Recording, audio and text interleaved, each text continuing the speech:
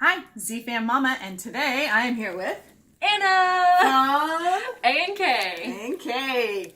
So today she's going to open up Day number 13. December 13th. What is it? What is it? What is it? I feel like I'm on Christmas vacation.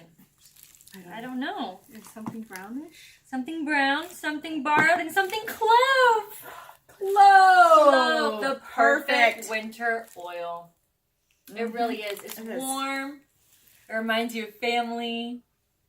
It's great for toothaches.